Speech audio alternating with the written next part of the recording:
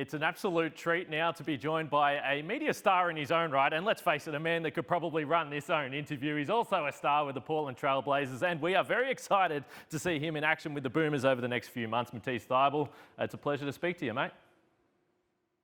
Hey, thank you. Happy to be here. Now, I did mention the Boomers, and pretty exciting news yesterday with the Boomers, the Opals, the Gliders and the Rollers, the 3x3 teams, all going to be involved in Melbourne, pre-Olympics and Paralympics as well, against Team China for the Boomers specifically. How exciting is this to be able to play in Australia before you're obviously on the road for an extended period of time? Oh, I mean, it's great. I think for the last campaign, we had to go to Las Vegas in the States, and it's just not the same. Although there was a couple fans, we saw a couple jerseys out there. To do it like on your home soil is really nice. And you know, the Boomers did play some games against Team China, and the one takeaway that I have from that is a lot of the guys saying it felt like a road game. So yes, there'll be some Boomers fans there, but it's expected that it'll be a pretty raucous atmosphere at John Cain Arena as well. Yeah, I mean, and that's what you hope for, right? Like, you want it to be competitive. We're using this as an opportunity to prepare for a gold medal run, so I want it to be as real as possible. Can I ask about the benefits of playing against high quality opposition? After this series in Melbourne, you're going to head to Abu Dhabi, you'll play Team USA, you'll play Serbia as well. And I know that there was some talk after the last World Cup campaign, without disrespecting any nations, that perhaps it would have been better to play some of the absolute best teams in the world. How can that help you guys get prepared? I mean, you want to have a sense of where you stack up, right? So we can only do so much in our inter squad scrimmages, and then the next step after that is just finding the best competition around the world to, like, sharpen your iron against, and being able to go to Abu Dhabi, play, was it and Team USA, being able to really see how you stack up as a team against the best players in the world is what allows you to fine tune the stuff that you need to work on right before the games get going. So Matisse, you know that we, journos and fans, we look at the Team USA squad and we say, okay, there are some serious names there. You're playing against these guys on a daily basis. Do you take any note of when they drop that squad and the level of competition? Obviously, in your path, as you say, you're on the road to hopefully a gold medal. You know what I take it as is the team that they sent to the last Olympics versus the team that they're sending this go around, it shows that they have a real fear of not being able to compete. And so for them to put together what's going to be a historic roster of Hall of Fame players to compete against the rest of the world, I think is a compliment and a testament to just how good teams are getting. And I mean, for us, we're just up for the challenge. Defensively then, and we know you're going to be one of the premier defenders on this team, but I think talent right across the board. What did you take away from the World Cup? Because I know, speaking with Gorge a lot, he's pointed to the defensive side of the ball that he thinks that there is a significant level of improvement. Yeah, I think just athletically, we just have such elite athletes on this team, and we're going to be able to do things that I don't think the Boomers have been able to do in the past, and a lot of that's going to show up defensively, and being able to control the game on that end of the floor does a lot in the FIBA game comparatively to what I'm used to in the NBA, where defense is a bit of a dying breed. I'm going to ask you about defense in the NBA a little bit later on. But what did you take away from the World Cup last year then? Because I think it's been interesting speaking to the guys on the roster and Gorge just about the personal takeaways. Because we understand, and we can just look at the wins and losses and say, well, it was disappointing, but you were in there. There was a bunch of new players. How do you view what happened and what you've learned from that?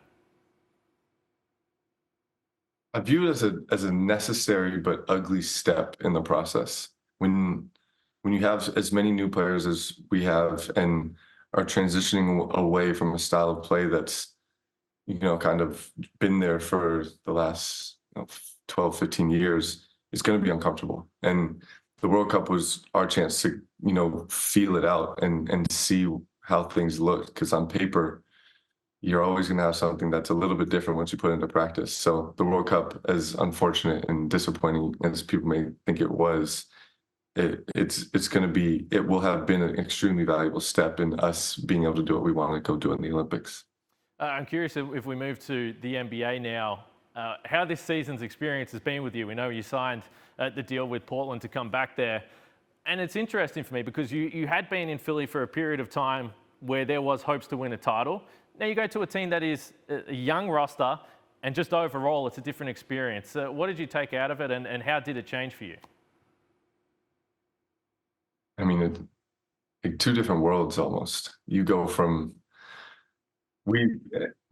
just for some teams, you judge your season based off of All-Star break, right? That's like kind of the halfway point. And in Philly, after All-Star break, our season was just getting started because we're preparing for the playoffs. And in Portland, it was kind of the writing was on the wall, and our season was coming to an end. And it's just been mentally a really different approach, especially with such young guys, trying to lead them and help them grow. Just because when you're on a team that's young and struggling to find wins, it really comes about who are you trying to become as a player in this league and as a team. And so just taking on a little bit of a different approach as opposed to feeling the pressure of having to win right now.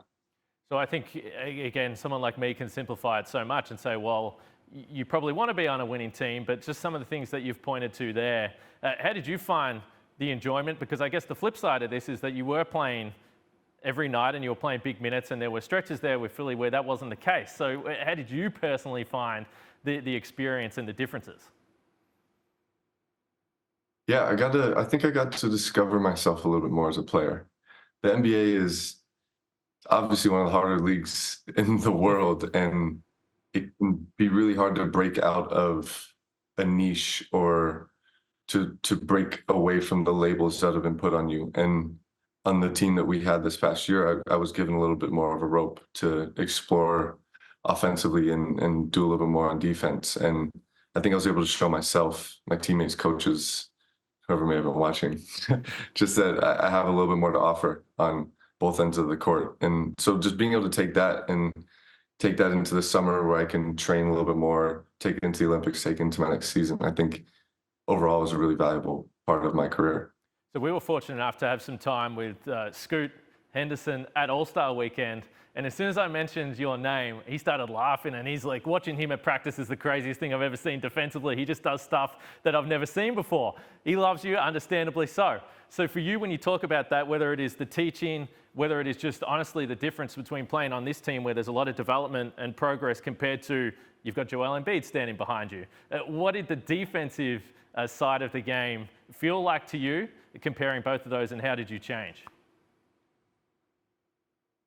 I mean, I went from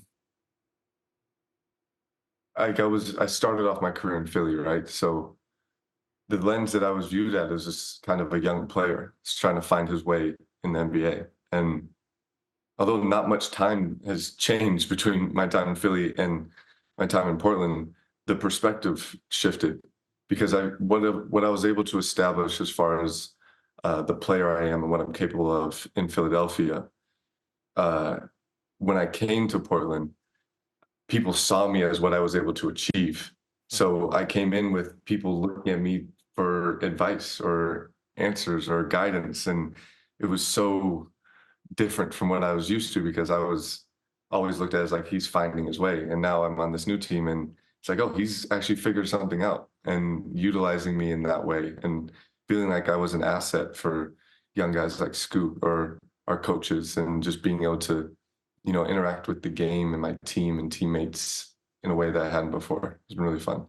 So I always love chatting to you because you do think about the game, it seems like, in a deep way, or at least you explain it better than most, I would say. So did you feel like you were ready for that? I don't know if that's the right way to put it, but it feels like it's going to be such a mental change of the shift in the role. Did you feel like that was a big adjustment, or you were ready to just move into that?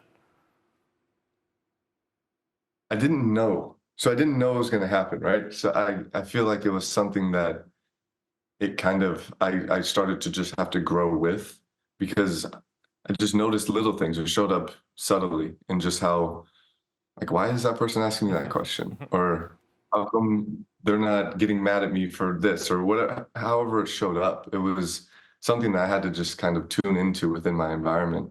And I think, if anything, this year was a lot of observation and just starting to feel where I'm at in my career. And then I'm hoping that now I can take that and become more of a leader and a little bit more of a teacher, because when I look back, I'm like, I actually have learned some things and accomplished some things in this league that I'd want to be able to pass on to the next guy. Yeah, last one on that, because I just find it so fascinating. What about the idea of pressure as an NBA player then? Because you're always going to put expectations on yourself, I'm sure. I believe that. That's probably why you are where you are. But was there any change in the level of pressure when you talk about the winning expectation in Philly to now going to Portland? And as you said, maybe having an extended rope and the freedom that afforded you, was there anything in that?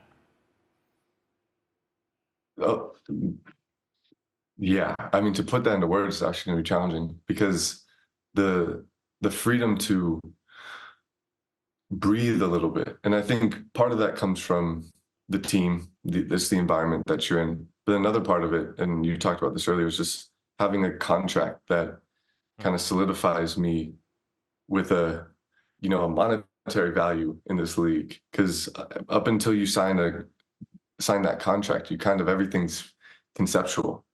You exist as a theory of what's possible. And then when it comes time to put a number on it, that for me is what allowed me to really feel free. Like, you know what, worse comes to worse, like my family will be taken care of, I'll be taken care of financially. And for whatever reason, being able to release myself of that burden allowed me to open up even more as a player, and not have to be so fearful of the mistakes that I could make, and be like, you know what, I actually think they think that I might actually know what I'm doing. So I can, run with that a little bit more.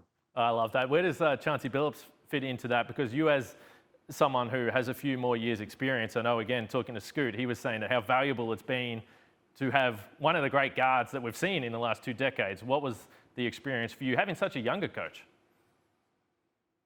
Yeah, it's been really cool. And I had a chance to even, like flip the roles and interview him earlier in the season. And that brought so much insight for me, just in how he viewed the game as a player, and then being able to see how that showed up in him as a coach. But ultimately, I think having a coach who can see you as a player and understand where you're at, it's, you can't really it's hard to even explain it, but like for a young player like Scoot, for example, like his first experience in the league, everything's new. You don't even really understand what you're experiencing. But to have a coach that can empathize with that. And then for myself, just being a player who's trying to establish themselves, and Chauncey having been in that position, just being able to relate on that human of a level helps the basketball stuff so much. I love it, and it was a great segue by you as well, because you mentioned the fact that you interviewed Chauncey, and I would say the greatest story for maybe me this year in Australian basketball is Dwyane Wade. And if you go to Matisse Thybulle's YouTube page, you'll see one of the great features that has been put out there. So let me ask you this question, because we've spoke to Dwyane here. He's a great guy. He's so nice. What don't we know about Dwyane Wade? Because you've been everywhere with this man this year. Well, what can you tell us about your experience on the road in the NBA with Dwyane? I mean, first of all, he's hilarious. And I'm not sure how much of that translates in an interview, because it's hard to really open up and be yourself, but Dwyane is hilarious. He also has an energy about him that it was fun to see my NBA teammates learn to appreciate. And it's just that he shows up with this consistent level of happiness and gratitude. And the NBA season is a grueling one, and it wears on people. But to have a guy like Dwyane in the locker room who can help you weather those storms with just his persistent joy and appreciation for where he's at, it does a lot. So I think if you know his story, you understand where it comes from. But to be able to see it every day is what really makes it special. I think from the outside, one thing that, for fans, they try and get a grasp of is the connection and relationship that teammates might have. And I keep referencing All-Star Weekend, but it was just when this happened. He signed that contract, and we've seen the happiness from people that were around the team. How can you explain that when you see a guy that is grinding like he is? Now, clearly you know him better than most, but then to get that reward and that compensation that you were speaking about, how that made you feel, how does that connection with teammates evolve? I mean, I joke. I'd probably spend more time with Dwyane than like my childhood best friends or my sister or my dad, because we've been together every year for the last 3, and now this year will be 2 years of in season and out of season together. It's like that. I mean, that does a lot as far as forging a connection and a friendship. And I think for me, as far as his basketball career goes, I think to have met him at training camp, and here's a guy who doesn't think he can even make the team, to now see him at Trailblazers practice facility, killing and like just putting on a show in front of like real NBA talent.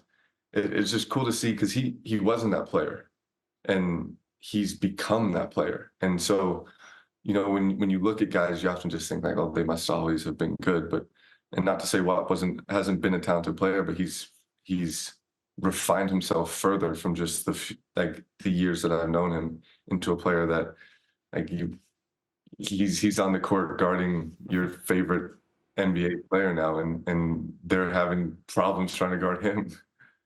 Yeah, well, we love it, and we expect that to see both of you on the floor in Paris as well. I can't let you go before I do ask about the media career and if there's any update. Where do you see this going? Because we do see that you're one of the great personalities in terms of letting fans inside maybe what you're going through, and then some stories from inside the team. Where do you see it going? You know, I don't know where the destination is, but and this will be like a shameless shout out. One of my best friends, Matthew Thybulle, put out a film called Rose Gold, a documentary on the Boomers. And him and I just continue to work together and brainstorm and try to create. Like he's my partner with the interviews with Duop and Chauncey.